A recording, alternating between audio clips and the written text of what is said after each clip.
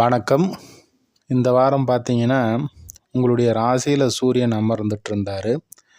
இப்போ அவர் 2ஆம் இடத்துல மிதுனத்தில் சூரியன், புதன், குரு ஆகிய கிரகங்கள் இணையக்கூடிய ஒரு அமைப்பு. 4க்குடையவர் பார்த்தீங்கன்னா குருவுடன் இங்கே இணைகிறதுனால வீடு கட்டக்கூடிய ஒரு அமைப்பு உண்டு. உடல் ஆரோக்கியம் நல்லா இருக்குது. தாய் வழி உறவுகள் மூலயமாவும் நன்மைகள் ஏற்படக்கூடிய ஒரு அமைப்பு. படிக்கும் மாணவர்களுக்கு சிறப்பாக இருக்குது.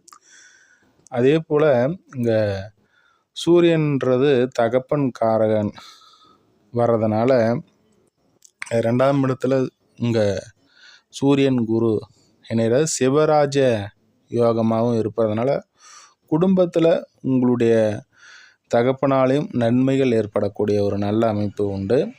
அதே போல் அரசு சார்ந்த விஷயங்களில் தனவரவு சிறப்பாக இருக்குது.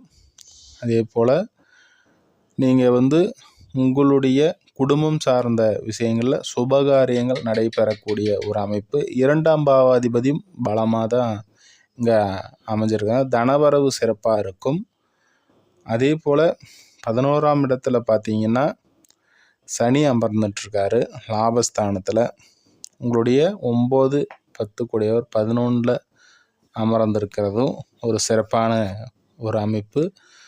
தன லாபங்கள் உண்டாகக்கூடிய ஒரு நன்மை தரக்கூடிய அமைப்பு. அதே போல் இந்த 16, 17 ஆகிய தேதிகளில் உங்களுடைய முயற்சி ஸ்தானாதிபதி ராகுடன் இணைகிறதுனால தொழில் அமைப்புகளில் நீங்கள் எடுக்கக்கூடிய முயற்சிகள் லாபத்தை தரும். அடுத்ததாக இங்கே சனியுடன் சந்திரன் இணைகிறதுனால சகோதர வகையில் தேவையில்லாத பொருள் விரயங்களும் ஏற்படக்கூடிய ஒரு அமைப்பு உண்டு.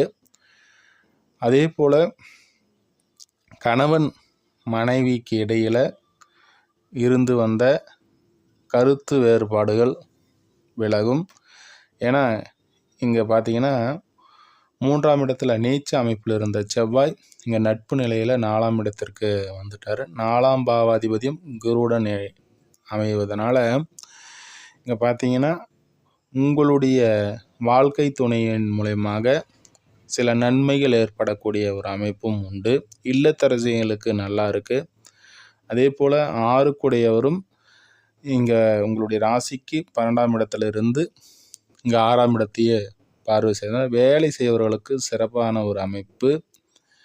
அதே போல் 12ஆம் இடத்துல உங்களுடைய ராசிக்கு அதிபதி போய் அமர்ந்திருக்கிறதுனால இந்த வாரம் பார்த்தீங்கன்னா ரோகிணி நட்சத்திரக்காரர்களுக்கு சில மன கஷ்டங்களும் விரைய செலவுகளும் உண்டாகக்கூடிய ஒரு அமைப்பு.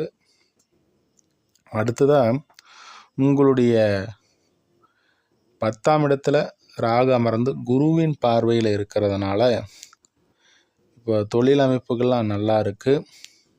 வேலை செய்பவர்களுக்கு சிறப்பான ஒரு அமைப்பு.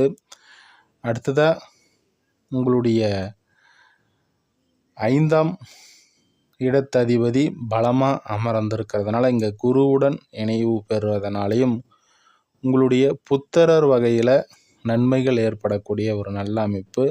நீண்ட நாள் குழந்தை இல்லாதவர்களுக்கும் குழந்தை அமைப்பு உண்டாகக்கூடிய ஒரு அமைப்புலாம் உண்டாகும். அடுத்ததாக இன்னொரு பதிவில் சந்திப்போம். நன்றி, வாழ்த்துக்கள்.